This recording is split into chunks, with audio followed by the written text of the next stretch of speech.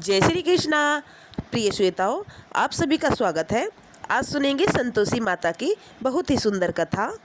एक गांव में एक बुढ़िया माता रहती थी। उसके 7 पुत्र थे। 7 पुत्र में से 6 कमाने वाले थे और एक जो पुत्र था वह बहुत निकम्मा था। बुढ़िया माता 6 पुत्रों की रसोई बनाती और जो बचा कुचा रहता था उसे बाद में 7वें पुत्र को खिलाती। जो 7वां पुत्र था वह बहुत भोला था और मन का बहुत सच्चा था। उसके मन में विचार आया। वह अपनी पत्नी से बोला कि देखो, मेरी माता मुझ पर कितना प्यार करती है। और वह बोली, हाँ हाँ, क्यों नहीं। पत्नी कहने लगी कि देखो, सबका जूठन तुम्हें खिलाती है, जो बचा कुचा रहता है उसे तुम्हें बाद में देती है। ऐसा कभी नहीं हो सकता, मेरी माता नहीं करेगी। फिर भी उसके पति को विश्वास नहीं आया और कहने लगा कि देखो, जब तक मैं अपनी आंखों से नहीं देख लेता मैं नहीं मानूंगा। उसकी पत्नी बोली कि हाँ हाँ, देख लो, अगर देख लोगे तो मानोगे। कुछ दिन बाद एक बड़ा त्योहार आता है और घर में 7 प्रकार के भोजन और चूरमा के लड्डू बनते हैं। तभी वह देखने के लिए सिर का दर्द का बहाना करके पतला सा कपड़ा सिर पर ओढ़कर रसोई में लेट गया और कपड़े में से सब कुछ देखता रहा कि उसकी माता 6 भाई के लिए भोजन कैसे बनाती है। और 6 भाई रसोई में आ जाते हैं। उसने देखा कि उसकी माँ के उनके लिए सुंदर सुंदर आसन बिछाए हैं और 7 प्रकार की रसोई की है।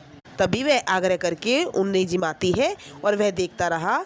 जब 6 पुत्रों ने भोजन कर लिया और उठे, वहाँ से जब भी झूठी थालियों में से जो लड्डुओं के टुकड़े बचे थे सभी को एक साथ मिलाया और उसका एक लड्डू बना दिया। जूठन साफ कर माँ ने उसे पुकारा और इतने में उसका बेटा उठ गया।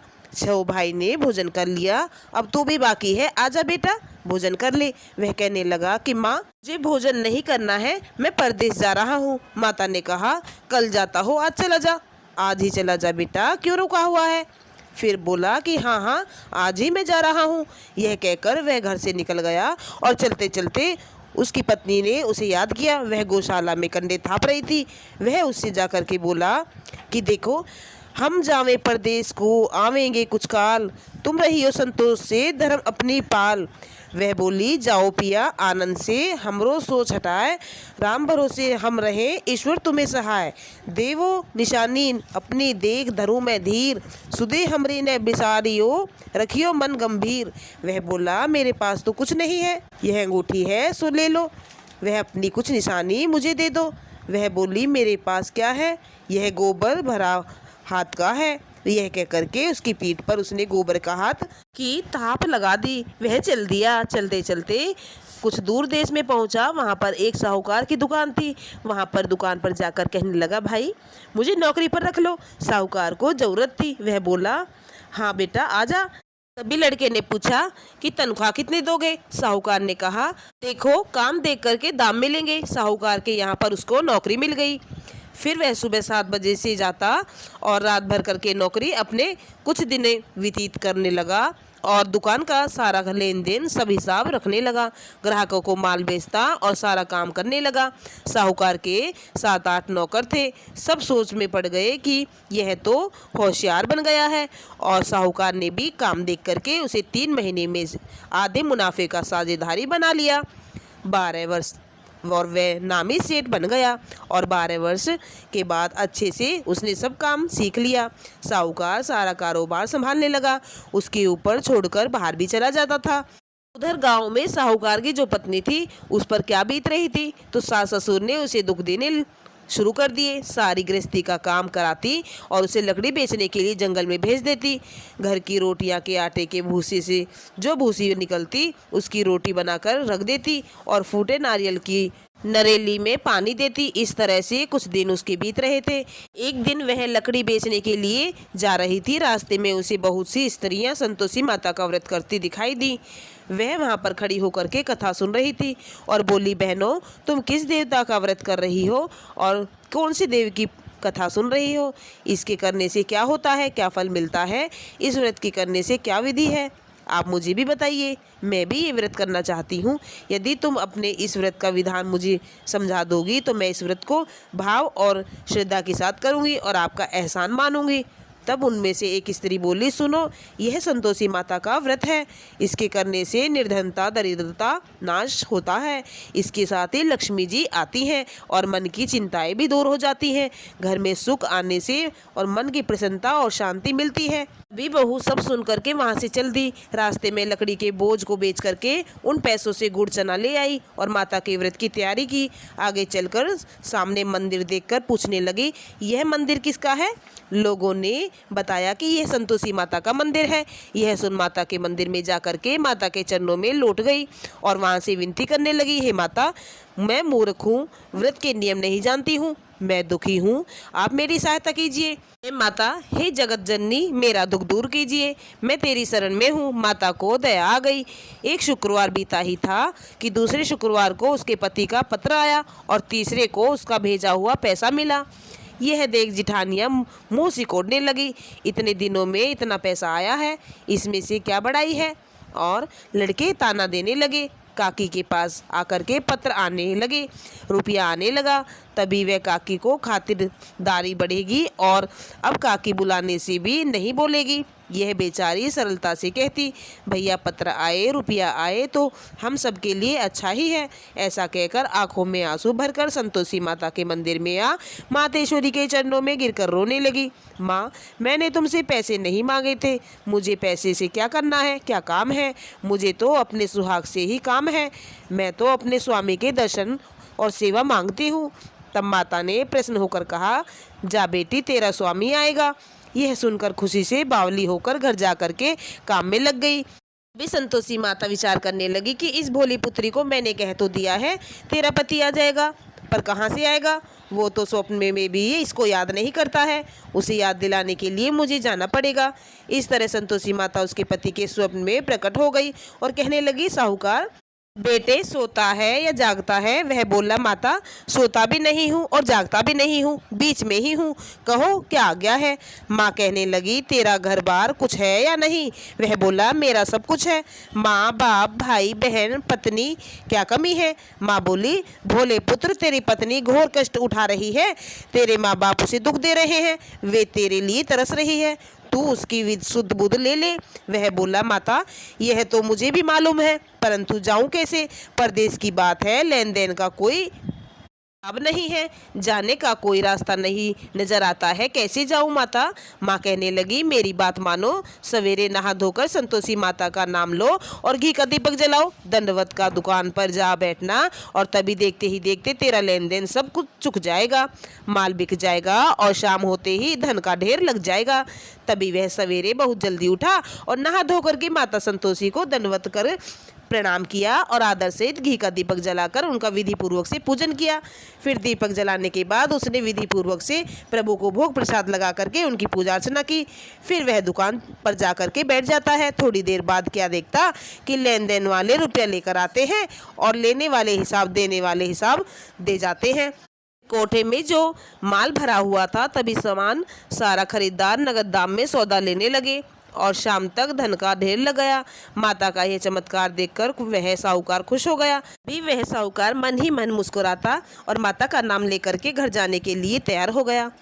वह गहना कपड़ा खरीदने लगा और वहाँ के काम से निमटकर तुरंत रवाना हो गया। उधर बेचारी बहू जंगल से लकड़ी लेने जाती और लौटते वक्त माता जी के मंदिर में विश्राम करती। माता के दर्शन रोज किया करती थी। दूर से ही धूल उड़ती देख करके वह माता से पूछती कि हे माता, यह धूल कैसी उड़ रही है? माता कहती कि हे पुत्री, तेरा पति आ रहा है, अब तू ऐसा करना, लकड़ियों के 3 बोझ बना लेना और एक नदी के किनारे रख देना और दूसरा मेरे मंदिर पर रख देना, तीसरा अपने सिर पर रख कर ले जाना। तेरे पति के मन में गट्ठा को देख करके मोह पैदा होगा, वह वहाँ पर रुकेगा और माँ से मिलने घर पर आएगा। तब तू लकड़ी का बोझ उठा करके वहाँ पर जाना और बीच चौक में गट्ठा डालकर 3 आवाज़ें जोर से लगाना, लो सासू जी, चौक के गट्ठा को डाल करके कि लकड़ियों का गट्ठा मैं ले आई हूँ, भूसी की रोटी दे दो और नारियल के खोपरे में पानी दे दो, आज कौन मेहमान आया है? फिर माँ की बात सुनकर बहुत अच्छा लगा माता कहकर प्रसन्न होकर लकड़ियाँ के 3 गट्ठे ले आई और एक नदी के तट पर और एक माता के मंदिर पर, और इतने में ही वह मुसाफिर आ जाता है। सूखी लकड़ियाँ देख करके उसकी इच्छा हुई कि मैं यहीं पर निवास करें और यहीं पर भोजन खाएं और खा पी करके गांव में जाएंगे। इस प्रकार भोजन कर विश्राम करके गांव में चले गए। सबसे प्रेम सहित मिले और उसी समय उसकी पत्नी सिर पर लकड़ी का गट्ठा लिए आ रही थी। लकड़ी का गट्ठा भारी देख करके आंगन में गिरा, जोर से 3 आवाजें लगाई। लो सासू जी, लकड़ी का गट्ठा ले आई हूँ, भूसी की रोटी दे दो, नारियल के खोपरे में पानी दे दो। आज मेहमान कौन आया है? यह सुनकर उसकी सास अपने दिए हुए कष्टों को भुलाने के लिए कहती है, और बहू ऐसा क्यों कहती है? तेरा पति ही तो आया है, ये कोई मेहमान नहीं है। आ बैठ, मीठा भात खा ले, भोजन खा ले, कपड़े गहने पहन ले। इतने में उसकी आवाज़ सुनकर उसका पति बाहर आता है और वह अंगूठी देख व्याकुल हो माँ से पूछता है, माँ यह कौन है? माँ कहती है, बेटा तेरी बहू है। आज 12 वर्ष हो गए हैं, तू जब से गया है तब से सारे गांव में जानवर की तरह भटकती फिरती है।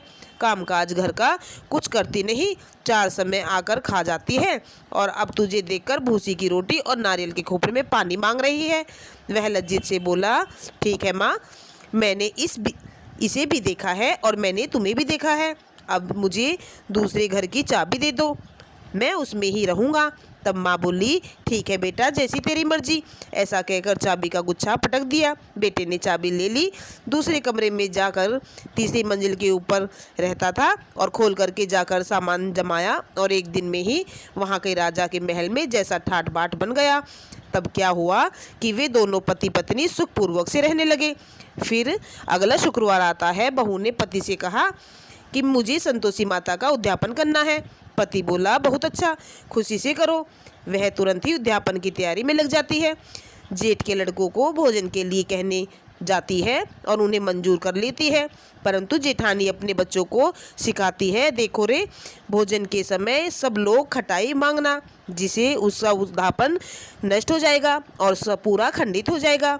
लड़के जिमने गए तो खीर पेट भर कर खाई, परंतु याद आते ही कहने लगे, चाची जी हमें कुछ खटाई दे दो, खीर खाना हमें भात नहीं देकर अरुचि होती है। बहू कहने लगी, खटाई किसी को नहीं दूंगी, और इस व्रत में संतोषी माता के प्रसाद में खटाई नहीं दी जाती है। लड़के उठकर बोले कि चाची पैसा दे दो। बहू भोली थी, वह कुछ नहीं जानती थी, उसने उठकर उन्हें पैसे दे दिए। लड़के ने उसी समय उठकर इमली जाकर खा ली। यह देख बहू पर माताजी ने कोप किया। राजा के दूत उसको पति के पकड़ने के लिए आ गए।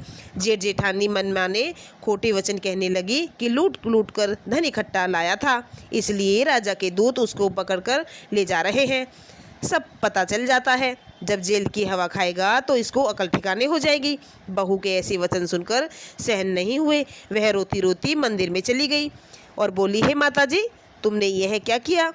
हंसाकर अब क्यों रुलाने लगी हो? माता बोली, पुत्री, तूने उद्यापन करके मेरा व्रत भंग कर दिया, इतनी जल्दी सब बातें भूल गई। वह कहने लगी, माता, भूली तो नहीं हूँ, ना कुछ अपराध किया है, मुझे तो लड़कों ने भूल से डाल दिया था, मैंने भूल से उन्हें पैसे दे दिए, मुझे क्षमा कर दीजिए माता। माँ बोली, ऐसी भी कहीं भूल होती है क्या? वह बोली, माँ मुझे माफ़ कर दीजिए, मैं फिर दोबारा उद्यापन करूँगी। और माँ बोली कि जा पुत्री, तुझे तेरा पति रास्ते में मिलेगा आता हुआ। और घर की तरफ चल दी। राह में उसका पति आता मिला। उसने पूछा, तुम कहाँ से आए हो, कहाँ पर गए थे? तभी कहने लगे कि इतना धन जो कमाया था उसका कर टैक्स राजा ने मांगा था और वह मैं भरने गया था। वह प्रश्न होकर के बोली, भला हुआ माता का कि आप घर चले आए। कुछ दिन बाद फिर शुक्रवार आया तो अपने पति से बोली, मुझे माता का उद्यापन करना है। पति ने कहा, करो। फिर जेठ के लड़कों को भोजन कर कहने के लिए चली गई। जेठानी ने 1-2 बातें सुनाई और लड़कों को सिखाकर भेज दिया। तुम पहले ही खटाई मांग लेना। लड़के भोजन के पहले ही कहने लगे, हमें खीर नहीं खानी है, जी खराब हो रहा है, कुछ खटाई खाने के लिए दे दो। वह बोली, खटाई खाने को नहीं मिलेगी, खाना ही पड़ेगा। वह ब्राह्मणों के लड़कों को लाकर भोजन कराने लगी। यथाशक्ति दक्षिणा की जगह 1-1 फल उन्हें दे दिए। इससे संतोषी माता प्रसन्न हुई। माता की कृपा से 9वें महीने में उनकी चंद्रमा के समान सुंदर पुत्र प्राप्त हो गया। अपने पुत्र को लेकर प्रतिदिन माताजी के मंदिर में जाने लगी। एक दिन माँ ने सोचा, यह रोज आती है, आज क्यों ना मैं इसके घर चलूं। इसका आसरा देखूं तो सही। यह सोचकर माता ने भयानक रूप बनाया। गुड़ और चने से सना मुख, ऊपर सूंड के समान होठ और मक्खियां भिनभिना रही थी। दहलीज पर पांव रखते ही उसकी सास चिल्लाई, देखो रे, कोई चुड़ैल चली आ रही है, लड़कों इसे भगाओ नहीं तो किसी को खा जाएगी। लड़के डरने लगे और चिल्लाकर खिड़की दरवाजे बंद कर लिए।